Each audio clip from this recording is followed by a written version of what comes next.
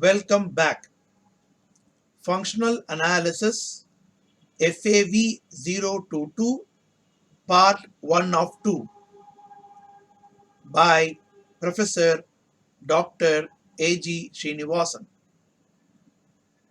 Functional Analysis FAV 022 by me.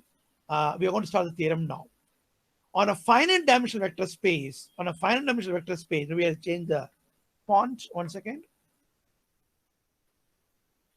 On a finite dimensional vector space, any norm is equivalent to any other norm. Thus, you give norm, first norm and the second norm. Any two norms are equivalent in a finite dimensional vector space. Meaning, in an infinite dimensional vector space, the norms may not be equivalent. Whereas, in a finite dimensional vector space, you take any norm, whether A norm or B norm or C norm or D norm, all the norms are equivalent. We are going to show this very important theorem.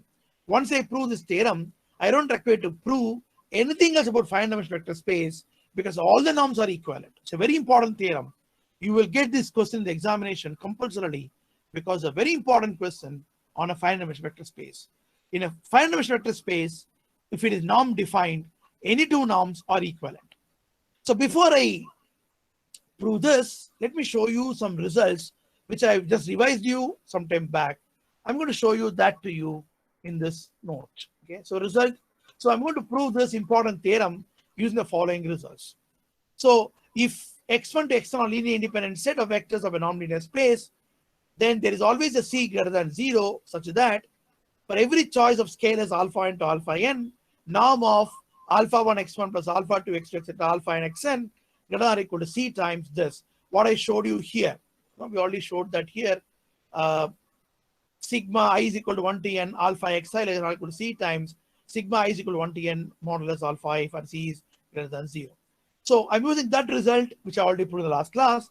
And we also know the norm definition we have proved in a triangle inequality of a norm x plus y less than or equal to norm x plus norm y.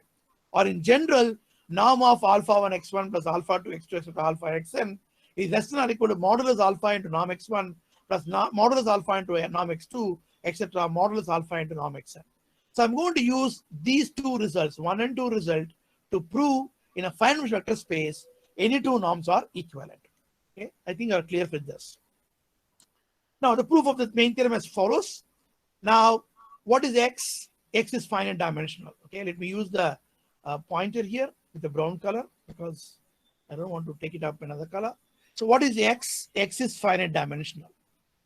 I assume that x is finite dimensional and I assume further dimension of x is n. What do you mean by that? For every n vectors, they are linearly independent. And if you even have one more vector added to that set, if you have n plus 1 vectors, they are linearly dependent. And these also have a basis with n elements. So we just realize what is finite dimensional vector spaces. So what is x? X is finite dimensional and the dimension of x is n. Now because it is finite dimensional vector space, you can always find a basis e1 to en, which is the basis for x. What is the basis, by the way? A basis is a property. Every element in x can be expressed as a linear combination of alpha 1 e1 plus alpha 2 e2 etc. alpha n en. Because this is the basis and scalars always can be found in such a way that x is equal to alpha 1 e1 plus alpha 2 e2 etc. alpha n en. Okay, where alpha is of course a scalars belongs to R or C. I'll repeat, x is finite dimensional. I assume furthermore dimension of x is n. We take a basis e1 to en. En to en is a basis. Now, if this is a basis, if it is finite dimensional, then for any x in x, you can express x is equal to a linear combination of e1 to en for any set of scalars alpha 1 to alpha n. So you can always find a set of scalars alpha 1 to alpha n such that alpha 1 e1 plus alpha 2 e2 etc. alpha n en is equal to x. Okay. Now, what is alpha is r? Alpha is of scalars. But we saw a result that norm of this is greater than or equal to c times modulus of this. We already saw it. So I'm going to take, I'm going to take norm x. Listen carefully. I'm going to take when x is equal to this, okay, I'm going to take norm x. What is norm x? Norm of alpha 1 e1 plus alpha 2 e2 etc. alpha n e1. That is greater than or equal to, by this result we just now saw, less than or equal to c times modulus alpha n plus modulus alpha 2 etc. modulus alpha n. Or norm x is greater than or equal to c times sigma j is equal to 1 to n modulus of alpha j. So if it is finite dimensional, the dimension is x, and if it has a basis e1 to en, then every x has a property norm x greater than or equal to c, sigma j is equal to 1 to n alpha j with a modulus. Of course, what is j is c is a positive real number. That's not important for me at this moment. Of course, I require it, but not at this moment. Now, let us take another norm in the definition as norm x naught. Now, again, x is also is element of x. Again, x has got another norm. There are two norms in that by the property. This is one norm, this is another norm. So with respect to this norm, again, x is equal to alpha 1. You can see that x is equal to alpha 1 e1 plus alpha 2 etc. alpha n e1. With respect to second norm, norm naught, we call norm naught, we have norm of alpha 1 e1 plus alpha 2 etc. alpha n e1 naught. So if you take the second norm, it is norm naught x is equal to norm of this.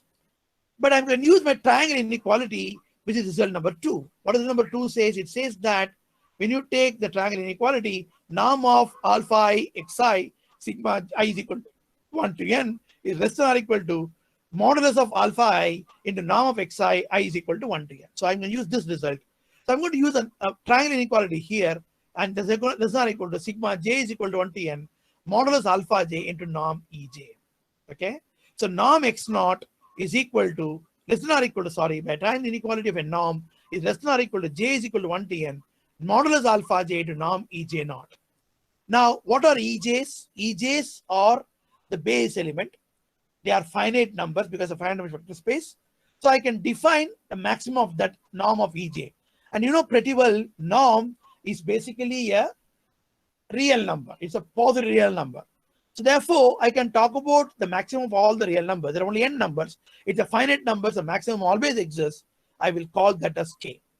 In that case, you will get norm of x naught is less than or equal to, the maximum is k, sigma j is equal to 1, because I've taken all the elements and take the maximum. So maximum is less than or equal to k times j is equal to 1 to n alpha j. So what is 1 says? Equation 1 says norm x less than or equal to c times j is equal to 1 to n modulus alpha j, and result 2 says norm x naught is less than or equal to k times for j is equal to 1 to n modulus alpha j. It's very interesting that even k is positive, because you know k is the maximum of the norms, and norm is always positive, and norm is 0 if and only if ej is equal to 0. But ej cannot be 0 because it's a base element, and base element, not only that, it is also linearly independent, so it can't be 0 as well. So k is always positive. So c is positive by definition of the lemma, by the theorem, the lemma we proved it, and k is positive because of the construction of k as a maximum of the norm ej. Now take equation 1 and equation 2. Let me write that here separately. What is the equation 1? So let me write that here for you separately so that you understand easily. That's all. We come to the end of this theorem. What is 1 says? 1 says that norm x is greater than or equal to c times sigma j is equal to 1 to n modulus alpha j. This is what equation 1 says, whereas equation 2 says norm x naught is less than or equal to k times sigma j is equal to 1 to n modulus alpha j. This equation 2 says. That's all. Now see what is going to happen. Listen carefully. I will write equation 1. I will write equation 1 first. This is a smaller number. So c times sigma j is equal to 1 to n modulus alpha j is less than or equal to norm x. That's the first point. Okay. But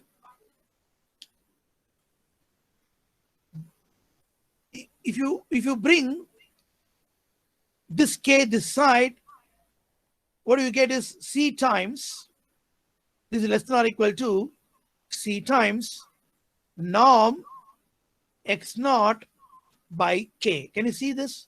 Because x naught by k is less than or equal to this. Okay, so this is going to be norm x naught by k. Can you see that? Maybe I'll show you the pointer.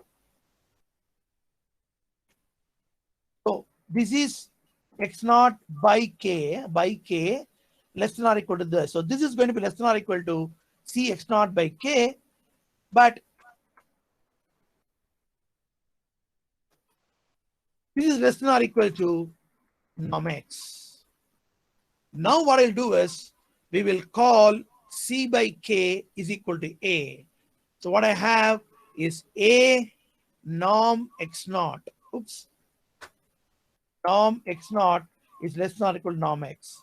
Where what is c by k? C is positive, k is positive. So c by k is positive, a is positive. So first point is that a is positive and a into norm x naught less than or equal to norm x.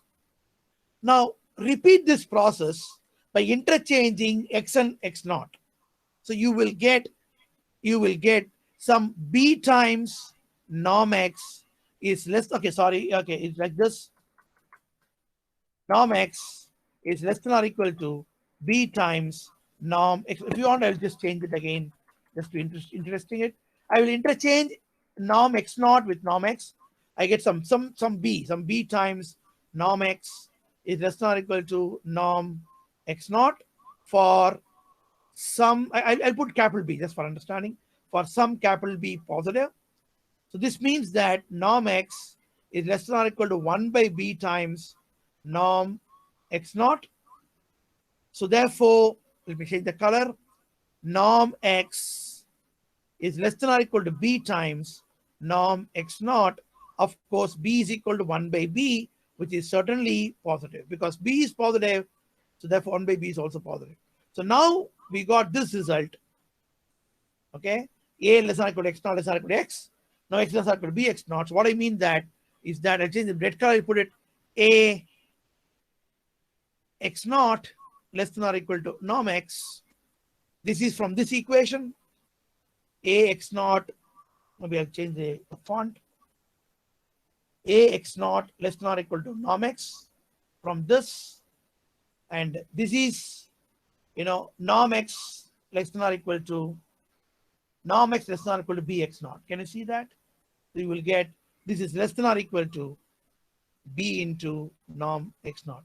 What it means? It means that the norm x and the norm x naught are equivalent. That's my definition of equivalent norms, where of course a and b are positive. I think you understood the theorem in a very easy manner. Okay, let's continue the presentation here. So that's why we showed it, that by interchanging the norm and norm naught, you have a norm x naught less than or equal to norm x less than or equal to b norm x naught, shows that norm x and norm naught are equivalent. So we proved that in a finite dimensional vector space, any two norms are equivalent. Okay, note from the above theorem, convergence. Okay, let me explain this here in this notion. So what we proved that if, let me explain this here. If x is a normed, sorry, it's a finite dimensional norm linear space, you take any two norm A and norm B, they are equivalent, we proved. And this shows whether you have norm A or norm B, it's behave alike. If it converges in norm A, it's going to converge in norm B too. If it converges in norm B, it's going to converge in norm A too.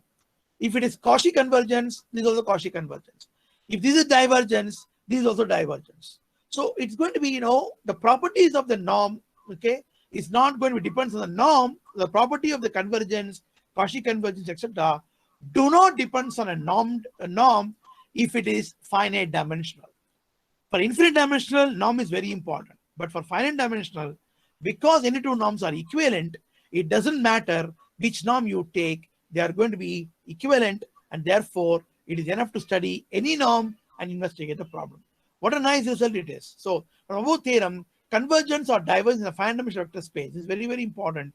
In fact, does not depend on the particular choice of a norm on that space. This is only for finite dimensional space, not for infinite dimensional space. Okay. This is Professor Dr. A.G. Srinivasan. Thank you.